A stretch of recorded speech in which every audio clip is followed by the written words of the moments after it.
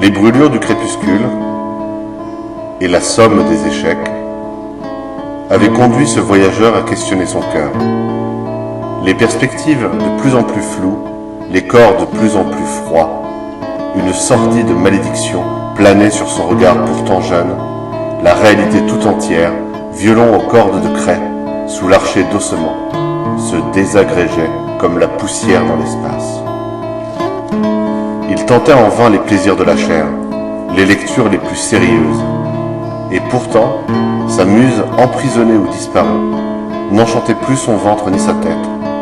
Tout n'était plus que paralysie lente, inexorable descente, vers les néants ou les enfers, qui planent sur les âmes trop sensibles, sur celles et ceux qui voient errer les morts. La boucle de son perfecto et la chaîne de son portefeuille teintaient à chacun de ses pas comme l'attache du prisonnier. Il portait une veste en cuir pour se protéger du froid, mais aussi contre la danse des couteaux et les coups de pied, les coups de poing. Ses bottes hautes comme des immeubles faisaient trembler le bitume fragile, où poussent parfois les coquelicots de la liberté, que les nations arrachent comme une mauvaise herbe. C'est dans la boisson des momies, hantant les barres pyramides de leur volonté asséchée, qu'il avait trouvé un refuge, une consolation.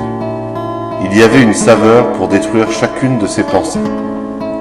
La tequila pour le bonheur perdu, la vodka pour la force dissipée, le rhum pour les voyages avortés, le gin pour les amours abandonnés, la bière forte pour la rue, le vin pour la frustration et le whisky. Il savait que même l'amour d'une femme ne comblerait ce vide, et les échecs répétés de la tentation interdite ne l'avaient détruit qu'un peu moins que le faisait cette liqueur serpent. Une main tendue ne valait que par la quantité de deniers que celle-ci contenait en sa paume. Il fallait toujours plus de liquide enflammant le cœur, et seule l'ivresse lui semblait l'instant où la vie reprenait rythme dans ses entrailles. Puis, inconscience, sirène, panique, pompier, intraveineuse, contre-plongée.